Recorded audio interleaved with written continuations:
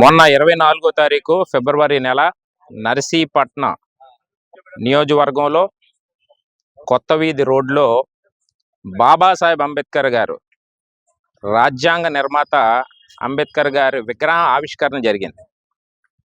అందులో భాగంగా ఇక్కడ ఉన్నటువంటి వైస్ చైర్మన్ ఎవరైతే ఉన్నాడో కోనేటి రామకృష్ణ ఆధ్వర్యంలో విగ్రహ దాత ఎవరైతే ఇక్కడ కోడిపెట్ల గణేష్ అన్నటువంటి వాడు ఎవడైతే శాసనసభ్యుడు ఉన్నాడో వాడు దండేసి ఆవిష్కరించారు.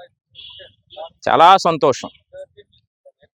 మరి ఆయన 14 ఏప్రిల్ 1891లో జన్మించారు.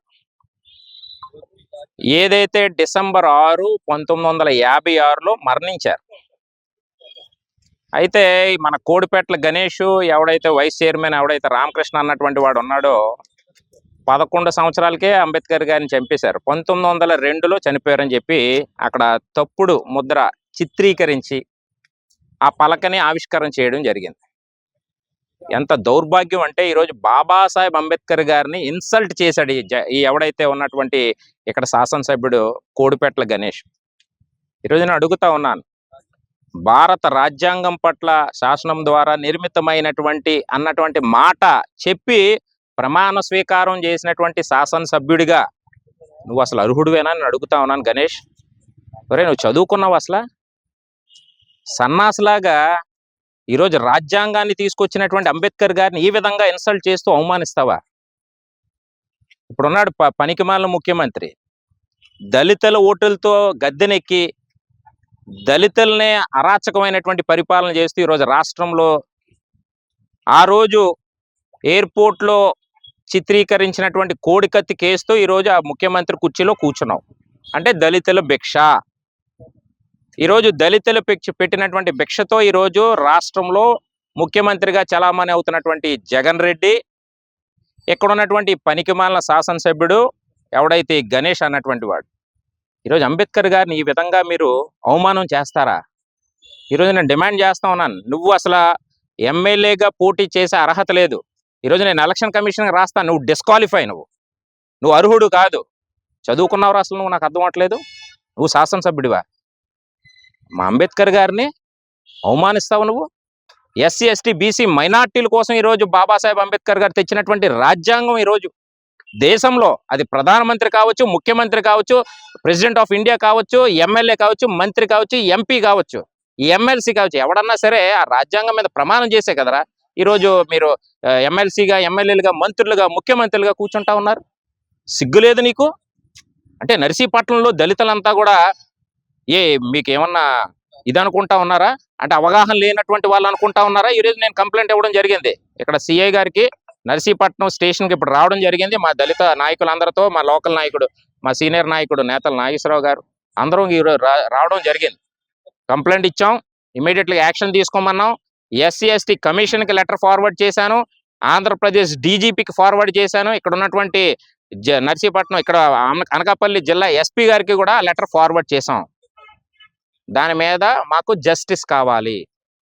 ఇమీడియట్లుగా ఎస్సీ ఎస్టీ కేసు బనాయించి ఎవడైతే కోనేటి రామకృష్ణ అన్నటువంటి వాడు, ఇక్కడ ఉన్నటువంటి శాసనసభ్యుడు ఎవరైతే కోడిపెట్ల గణేష్ ఇద్దరి మీద ఎస్సీ ఎస్టీ ఫైల్ చేయాలి కేసు. ఏంటిది ఇది? నీ అబ్బ జాగీర్ అనుకుంటా ఉన్నారు రాష్ట్రం, జగన్మోహన్ రెడ్డి జాగీరా? నీ నర్సీపట్నం నీ జాగీరా? అంటే దళితులను అవమానిస్తారా మీరు? నాకు అర్థం అవ్వట్లేదు. అడిగినోడు ఎవడో లేడు అనుకుంటున్నారా? అసలు నువ్వు ఎంత చదువుకున్నావు నేను అడుగుతా ఉన్నాను గణేష్. చదువు వచ్చా? చదువు సోమ వచ్చా నీకు అసలు? బాబాసాహెబ్ అంబేద్కర్ గారిని అవమానిస్తారా మీరు?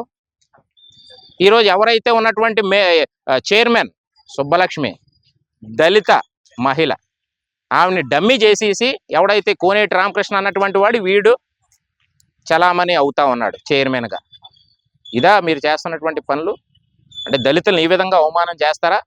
ఈరోజు ఎవడైతే ఉన్నటువంటి మొన్న ఎమ్మెల్సీ అనంతబాబు అన్నటువంటి వాడు మీకు అందరికీ తెలుసు, కాకినాడలో ఒక పనికిమాల నా కొడుకు, ఒక కేట్ నా కొడుకు.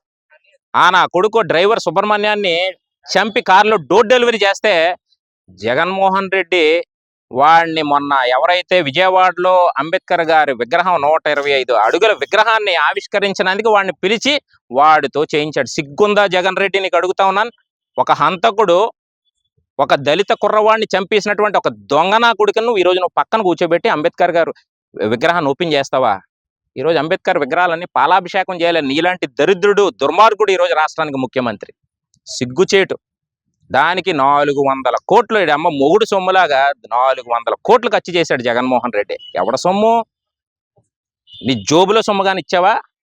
అంబేద్కర్ గారు అసలు ముఖ చిత్రం అనేది, అంబేద్కర్ గారి చిత్రం వచ్చిందా? ముఖ చిత్రం ఏదైతే ఓదార్పు యాత్రలో నీ తండ్రి బొమ్మ పెడితే విగ్రహాలు, నీ తండ్రి షేప్ ముఖం రాలేదని ఓపెన్ చేయకుండా పారిపోయినోడివి, సిగ్గుందా నీకు? ఈరోజు నువ్వు కూడా అవమానించావు బాబాసాహెబ్ అంబేద్కర్ని. రేపు రాష్ట్రంలో 1 కోటి జనాభా ఉన్నారు.